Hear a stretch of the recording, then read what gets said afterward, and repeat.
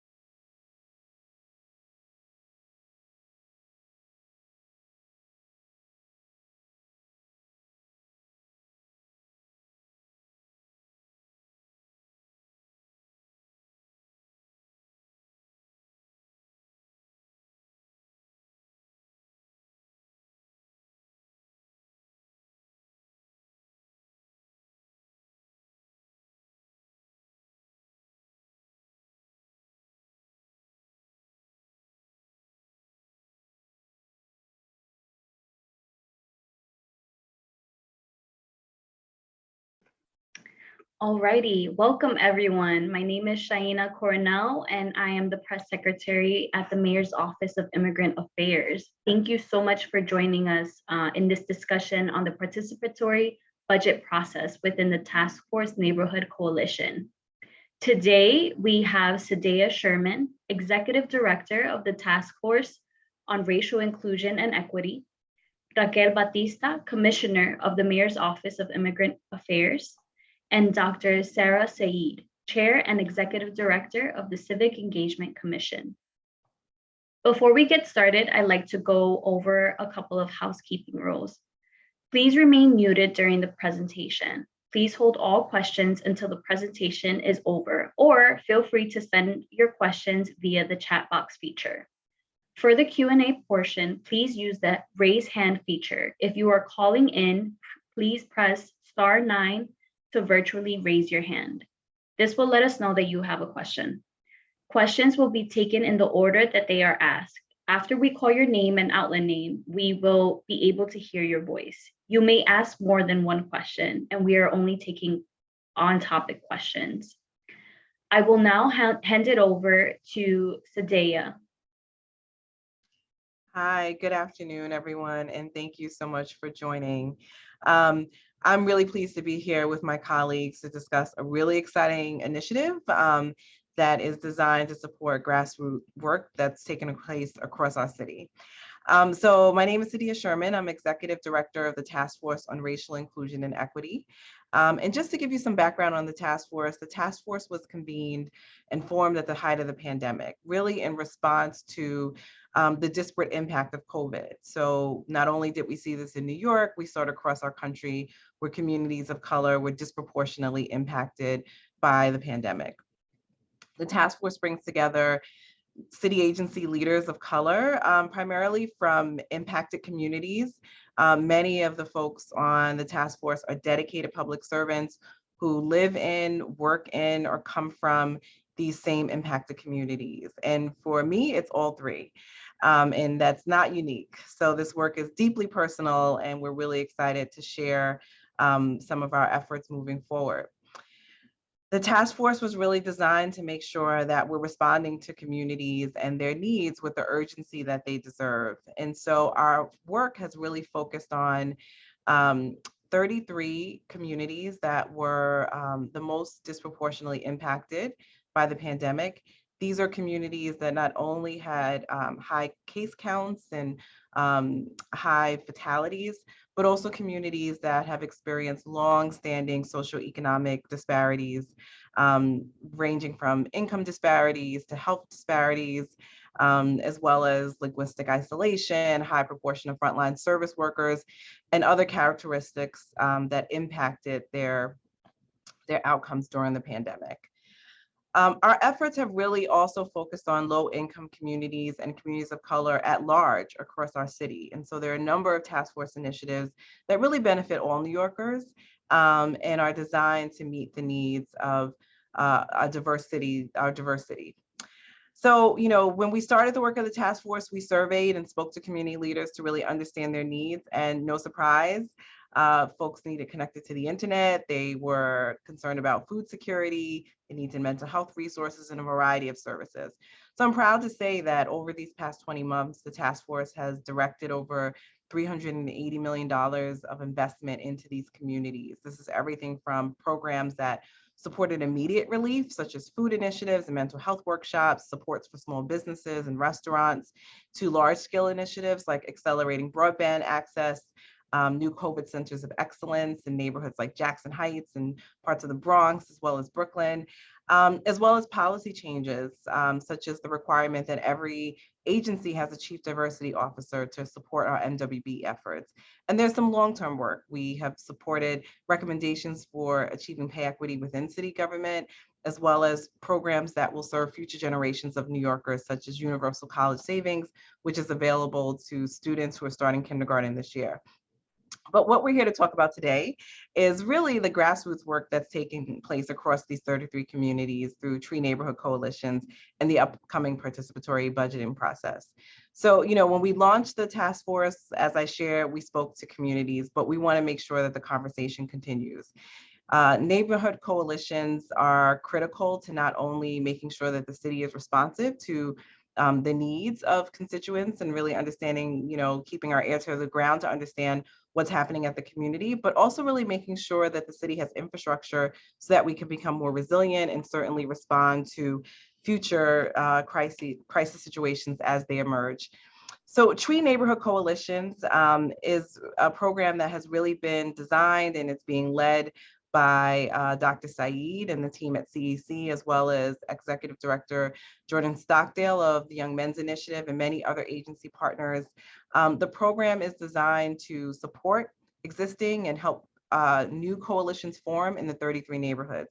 These coalitions are supporting vaccine outreach and education. They are assessing local need, and they are also connecting community residents to mental health resources.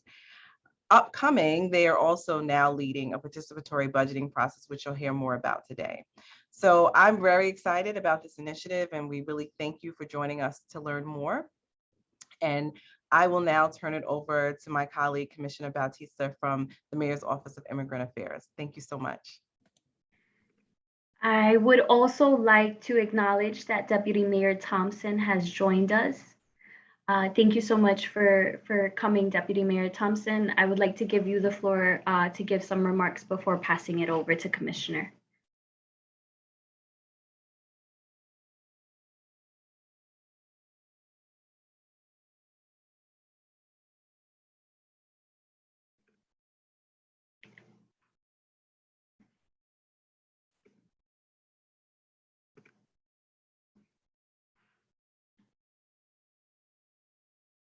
We'll give Deputy Mayor Thompson a moment. I think he's getting set up.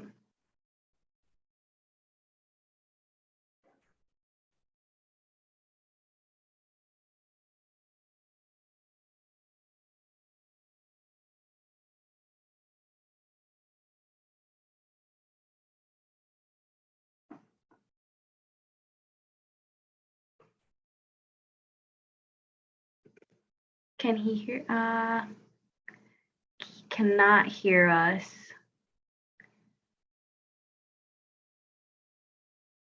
One moment.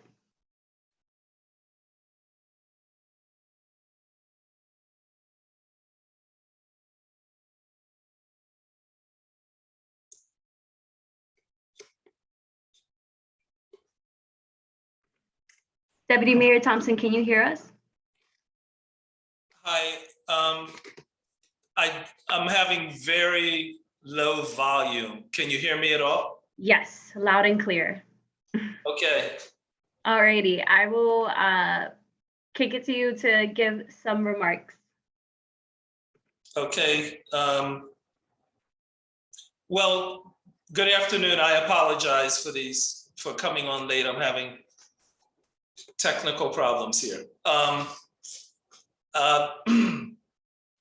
Well, thank you, Commissioner Batista, for inviting me to speak today, and Dr. Saeed.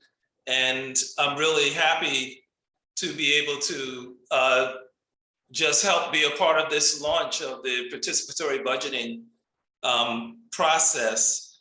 And the idea really emerged out of the task force for racial equity and inclusion that I imagine Sadia has already filled you in on a bit, so I won't repeat all of that. But I'm happy to say that the city is investing $1.3 million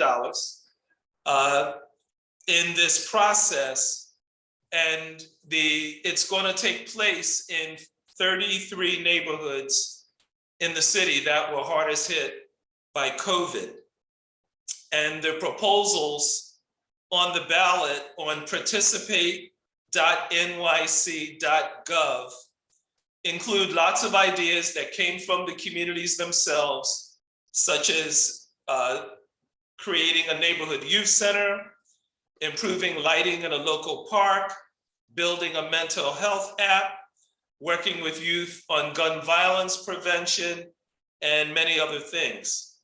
And so the idea is that everyone learns how to participate in a public and governmental process starting at age 11. And I think this is also well-timed because the City Council recently passed legislation which allows 800,000 immigrants who live in New York City who previously couldn't vote. They're now going to have an opportunity to vote. So learning how to get involved in voting in a public process and all of that is really important, and especially for folks who have not had this opportunity before. Of course, anyone in the community can vote as part of this participatory budgeting process if you're older than 11. The winning projects will be implemented by July 2022. That's next July. And residents will be able to see how their votes and their choices make a difference in their neighborhoods. And as co-chair of the task force, along with Deputy Mayor Mel Hartzog and First Lady Charlene McCray, I just want to underscore how important community and ethnic media are to making sure residents are well informed and connected to resources available to them. And we saw how important and wonderful you all were when we worked on the census together. So we're hoping to keep that kind of thing going. And this pilot participatory budgeting process is building a path for hopefully more participatory budgeting citywide. And we're hoping that our young people especially get involved in this. So I'll end there, but thank you so much. And this is going to be a fun and exciting initiative. Great, awesome. Thank you so much, Deputy Mayor Thompson. I would like to now introduce Commissioner Batista and invite her to say a few words. Hello, hola, good afternoon, everyone. I am excited to join Deputy Mayor Thompson, Sadia, and Dr. Saeed on this important discussion on the process of participatory budgeting. I'd like to start off to taking us back to the beginning where New York City was the epicenter of the pandemic. And in March 2020, the city was forced to shut down. And while many of us had a chance to work from home, so many of our immigrant community members who are essential workers were there on the front line, serving during this crisis as deliveristas, home health aides, and in many other urgent roles. We have seen that there have been real disparities throughout the pandemic, with communities of color and immigrant communities being the hardest hit. But with the help of the task force, the city has been able to identify and to address these real disparities. And the city is taking it a step further by prioritizing the 33 hardest hit neighborhoods for participatory budget. The process of the participatory budget, in my opinion, is one of the best expressions of democracy aside from voting, and an impactful way for New Yorkers to feel empowered and have their voices heard on what goes on in their community. We know that within this process, which has happened now for quite a while, everyone 11 years old and older can participate. And this includes our immigrant communities. Now more than ever, we want our immigrant communities to feel empowered to participate and to decide how to spend $40,000 to help their neighborhood. So to our community and ethnic media that joined us today, you all have a key role in helping us to keep our communities informed about this process. Please help us spread the word, and we will welcome questions at the end. And I'll make a few remarks in Spanish. Buenas tardes a todos y todas. Yo estoy muy contenta de estar aquí con el vicealcalde Thompson, la directora ejecutiva del Comité para la Inclusión Racial, Zendaya, y la doctora Saeed, quien es la directora ejecutiva de la Comisión para la Participación Cívica. Hoy tenemos una discusión muy importante sobre el presupuesto participativo y me gustaría reflexionar un poco sobre el comienzo de esta crisis, cuando la ciudad de Nueva York era el epicentro de la pandemia. En marzo de 2020 la ciudad tuvo que cerrar.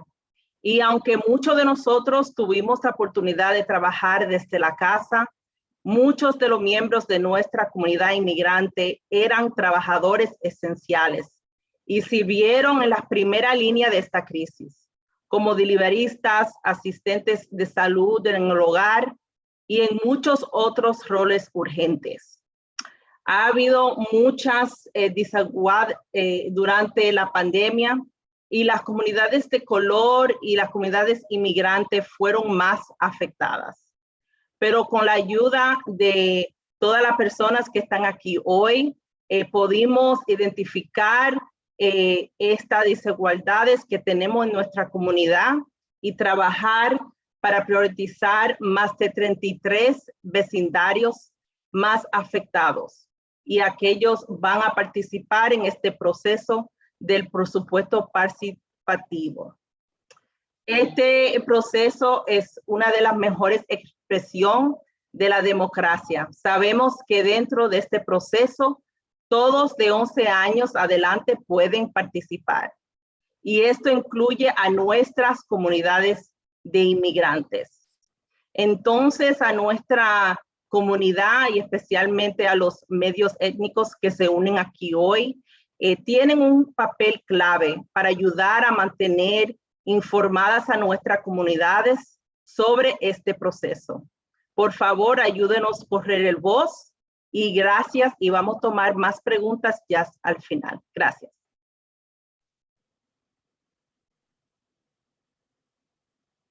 Thank you, Commissioner. I would now like to introduce Dr. Saeed to give a brief presentation.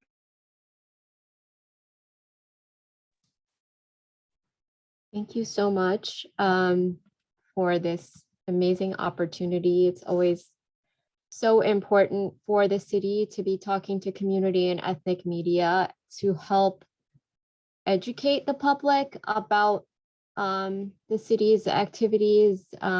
Media plays such a vital role in our democratic process, so I'm really grateful to each of you for being here. Today, I'll be talking about the process, the participatory budgeting process, which is called the People's Money. We can go to the next slide. And as was already mentioned, we are investing $1.3 million to support recovery in the 33 neighborhoods. And this is a unique moment because we are facilitating a process where residents in the neighborhoods are deciding how to spend that money. And that is not something that happens every day. And they are also addressing some priority areas that community members identified as important to them. And these include mental health, gun violence prevention, hunger, and youth programming. And we can go to the next slide. I wanted to say a little bit about why this process is important and why now. Some of our early, the speakers already mentioned this, and I'm going to just repeat and emphasize certain things. A lot of people, one reason is that a lot of people do not understand the city budget and don't really feel that they have a say in public spending. So what we're trying to do here is give people an opportunity to have a direct influence on how something is allocated in their neighborhoods. There are different ways that people can get engaged in the budget, right? They could meet with agencies, they could go meet with an elected official, they could go to their community board. What this is doing is saying you have a vote in how we're going to spend the money. And a lot of the communities that we care about in these neighborhoods have been left out of decision making, or they don't feel like they've been heard, even if they are involved. So what we're trying to do is really build a doorway for participation and also build opportunities for leadership and connect people to civic life in New York City.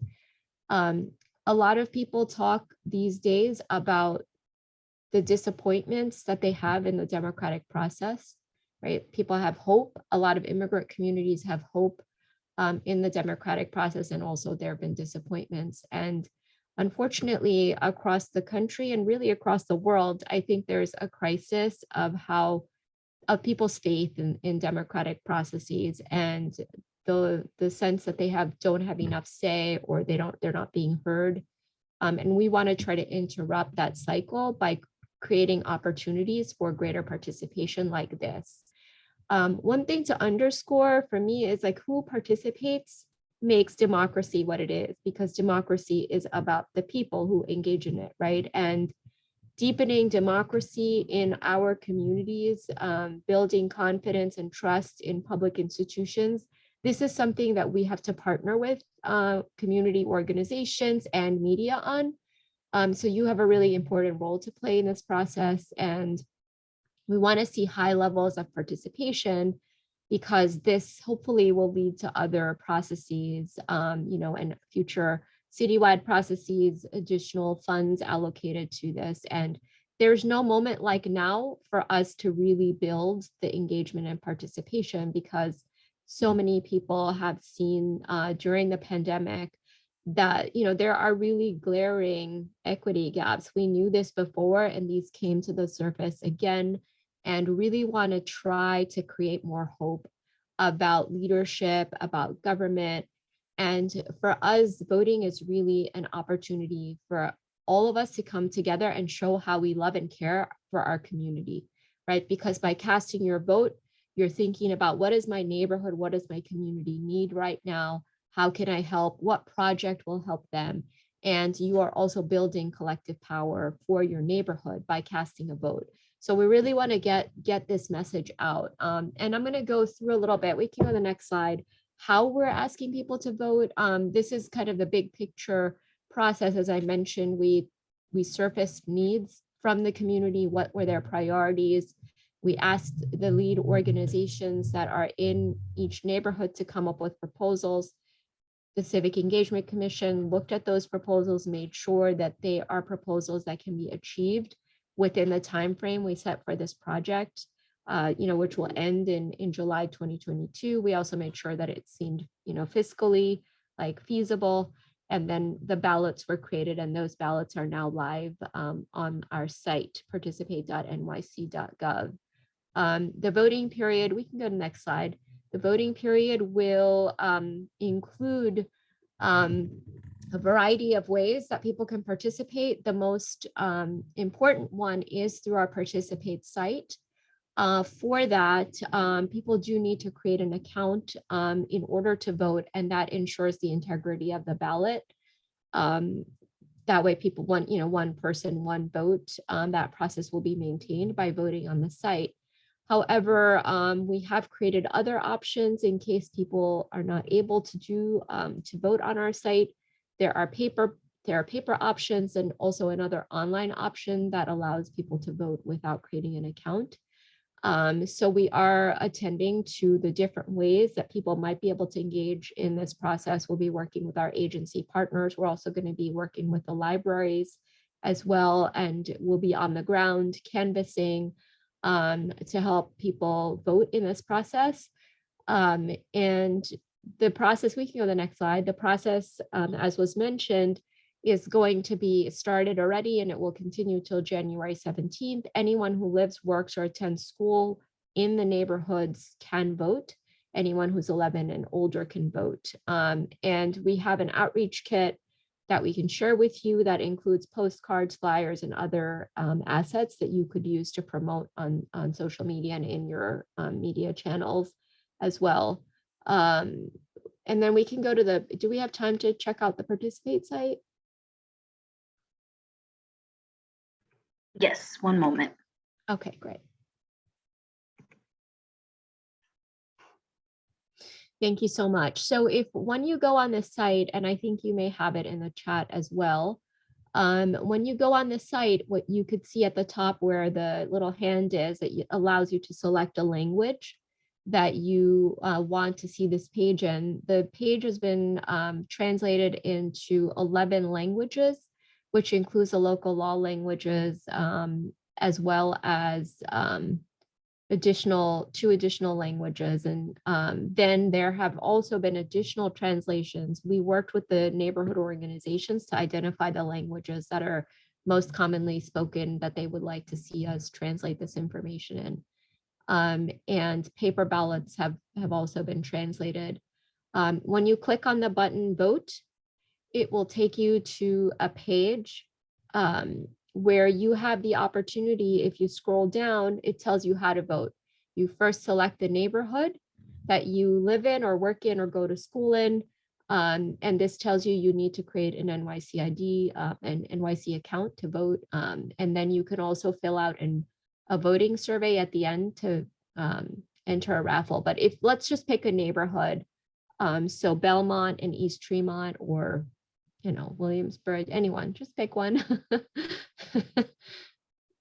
Great.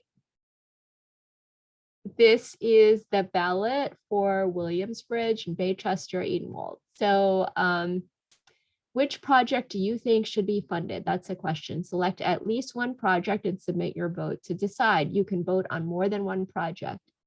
When you go to the page, you can also read about these projects to learn what they are. So the first one, youth financial literacy.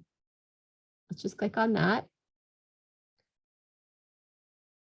There's a description of what that project's trying to do. It is seeking to focus on middle high school population to provide the youth with an after-school program that will center activities for them and their families to make financial choices that impact their post-secondary education. So this is what this project is about. And if you like it, you could add your vote or you could go back.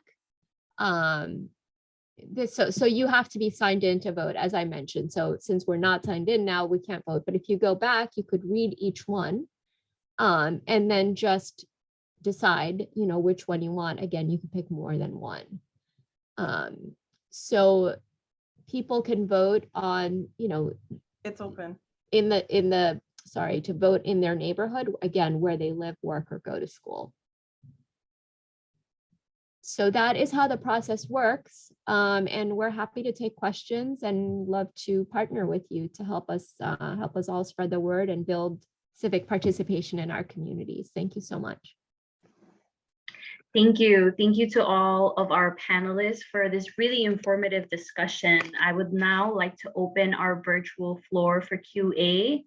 As a reminder, if you would like to ask a question, please use the raise hand feature. And if you're calling in, just press *9 to raise your hand. So I will see in the chat who has their hand raised.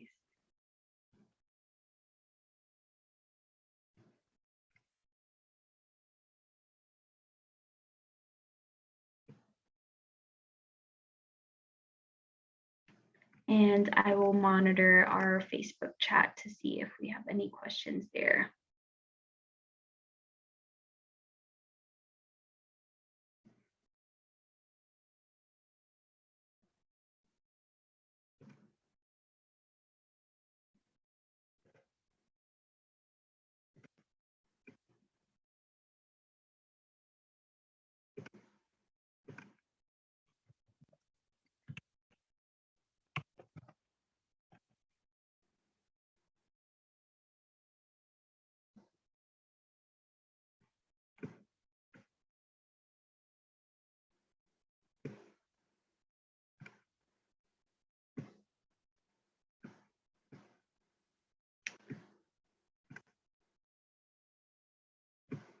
No questions coming in as of right now, but Dr. Saeed, would you like to take us through how to create that profile on the website? I think that would be really informative. Sure, happy to do that. Yeah. So if you want to go back onto the site.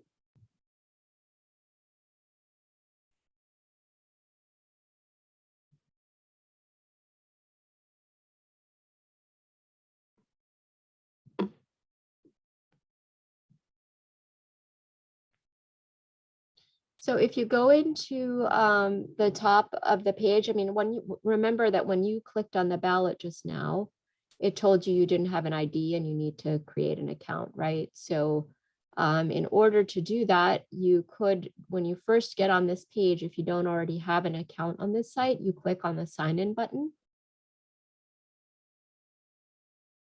And you'll be directed to create an account. So you can click on that blue button. And then you will get a screen in which you will be prompted to either enter your NYC ID or one thing that I want to note here on this page actually is that you have the opportunity to use other emails that you have. You can use Apple login, Facebook login, Google, LinkedIn, a Microsoft login, Yahoo. You can use any one of those options to set up your account. And then what it will do, what the system will do is send you an authentication link to that account that you use. And once you go through the process of approving the creation of this account, when you come back on this page, you could use that login that you use, like Apple, NYC, Google, any of those IDs, you can use that to log into this platform. So for example, if you wanted to enter your, Chen, if you wanted to demonstrate, you could enter your NYC, email if you want to, just to show people how it works. Like you could enter your email address here.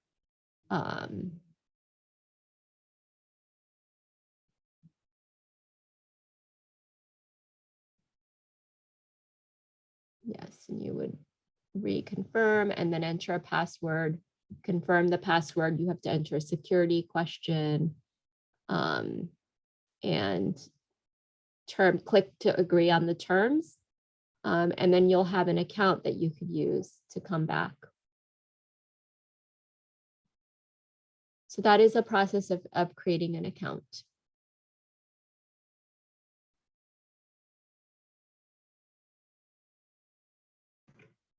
Great, thank you, Dr. Saeed. We did get one question via email through our media advisory. They're asking for the details of when voting periods are open. Sure, the voting period already began on the 6th and it will continue until January 17th. Awesome. And their second question was, how will the distribution of funding work? Oh, great question. So what will happen in each neighborhood is that the winning project will be implemented by the coalitions that the city is working with in that neighborhood. Every coalition has a lead organization. The neighborhood coordinator, they're tasked with implementing the winning project. They may do that either on their own or in partnership with other organizations in that neighborhood. Great. And that's the $40,000 allocation. Awesome, great. Just double checking if we have any more questions here. Anything else the panelists would like to add while we see if there are any other folks that have questions?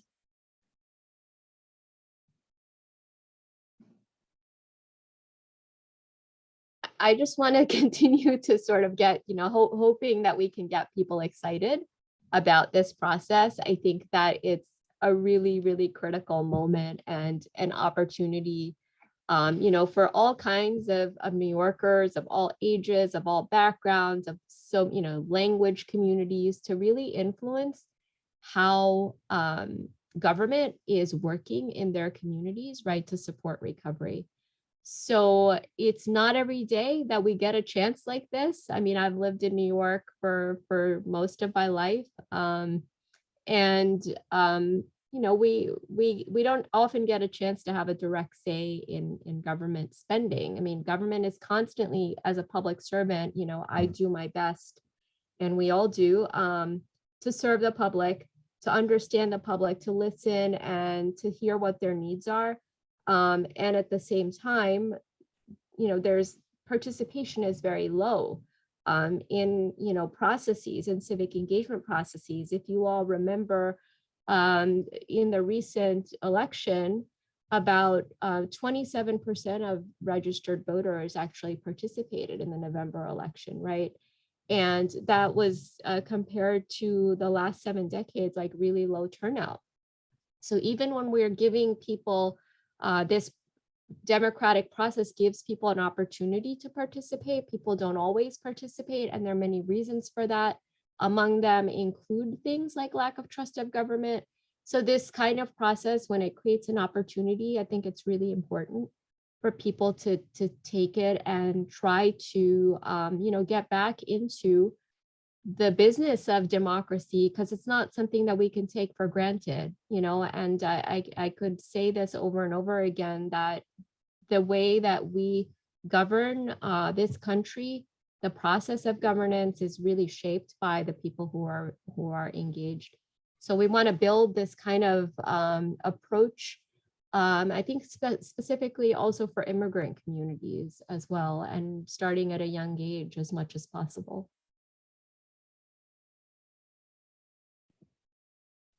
Great. Commissioner, do you want to say a few words? Yes, I just wanted to echo what Dr. Saeed just said and the importance of this project, especially for immigrant communities who may have never participated in any form of voting. And this, creates an opportunity to really be able to influence how money is going to be spent in the place that you live. And so just really want to make sure that people know this and they take this chance to vote during this process, which is happening right till mid-January. So this is a great time to take that time out and also get to know your neighbors, get to know your community, get to know what are the important things and the important issues that are impacting your neighborhood.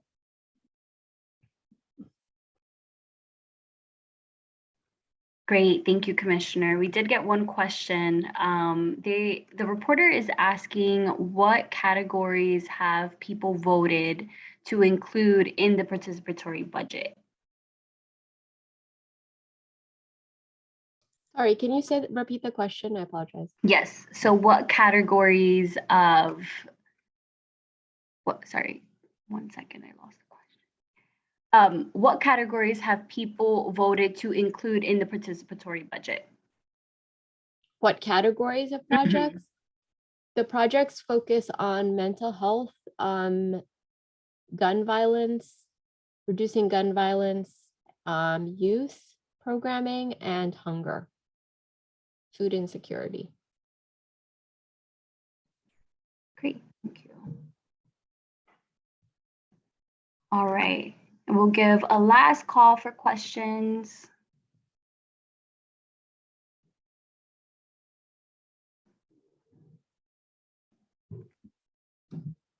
Okay. Well, with that, I'd like to thank the panelists for joining us today in this really important discussion. Deputy Mayor Thompson, do you have any final words? And also Sadea?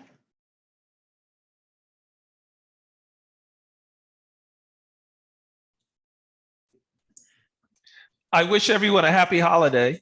And also something that Dr. Saeed said earlier, let's make a big success of this so we can make the next round 10 times bigger. And, you know, communities can exercise more and more voice into where their tax dollars go and what kinds of things they get used for. Nothing wrong with that.